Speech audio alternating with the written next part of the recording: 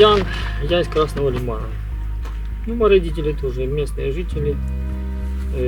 Отец работал здесь же, в РЭСе, в Краснолиманском. Ну, продолжает тоже работать также здесь. Профессия нравится мне. Учился во второй школе. Здесь же работал с 98 года, здесь же в Краснолиманском РЭСе. Электромонтером. Профессию не менял.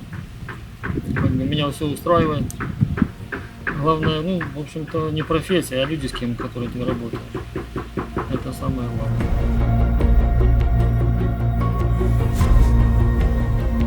Очень переживал, конечно, как будет с нашим отечеством, с нашим народом. Все, конечно, было очень непросто.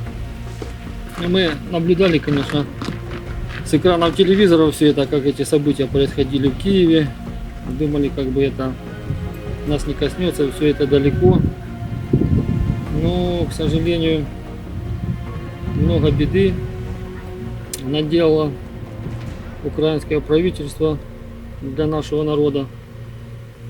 Но мы выстоим, мы выдержим, мы думаем, все будет у нас хорошо.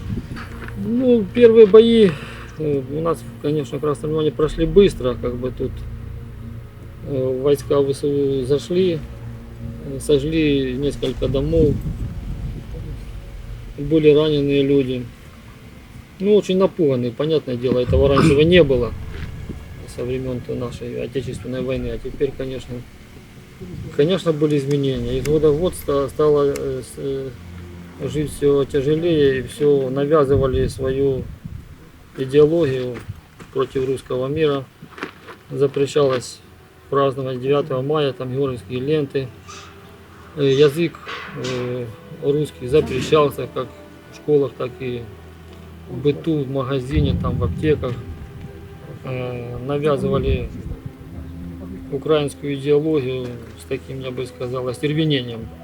Святая Русь, мы только видим в ней жизнь, ну, не в западном мире, только в ней.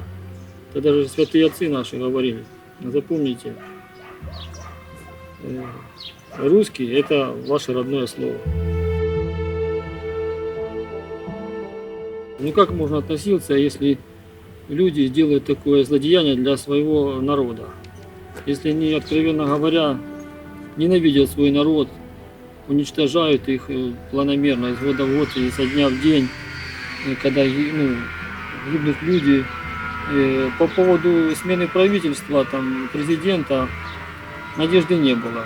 На выборы я лично не ходил, не голосовал ни за одного, ни за другого, вот, потому что знаю, это как бы влияние Запада на этих людей, оно прямое и действенное, и они по-другому не могут. Как можно свой народ уничтожать? Как это вообще можно понять, если тот же украинец, он, да, я не знаю, ну навряд ли он будет таким украинцем, он убивает свой народ, грабит свой народ, обижает там. Вот многие там, которые уехали, не верят этому, но мы здесь были, мы все знаем. И не понаслышке, как бы приезжают, выпустили несколько снарядов, вот он приходит и говорят, пораненых нема, буквально там через несколько минут. Значит, они знали, куда ехали, это же не случайный там проезжий, который проехал на машине и спросил. Они знали, куда били, когда били, чем били. Конкретно в Красном Лимане я ощутил это сразу 25 апреля. Потому что в наш район, в нашем городе, в районе ЖСК, начали сорваться снаряды. Мы сразу же спустились там в подвал в соседний дом. И вот потом проводили там около месяца свою жизнь. Поэтому любви к этим людям, конечно, испытывать не приходится.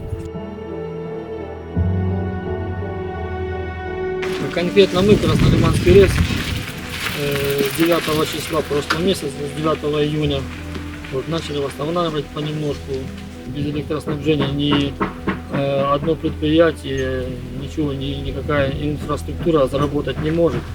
Поэтому электроснабжение — это главное, которое нужно сейчас в городе восстановить. Вот, и делать это до конца, чтобы люди были с напряжением, начались какие-то ремонтные работы проводиться. Водоснабжение прошло в город, больницы, школы, детсады, ну и так далее.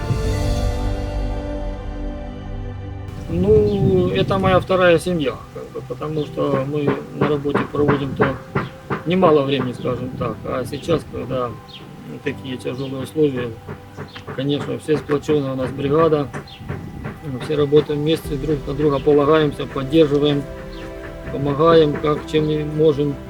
Тогда мы как бы работали сплоченно, а сейчас тройник, поэтому о ребятах мы только положительные отзывы, ничего не сказать. Но особая мечта это, чтобы наш народ жил дружно, мирно, не было таких больше у нас бед, невзгод, этих смертей, этих слез, которые принесли много горя нашему народу. Вот.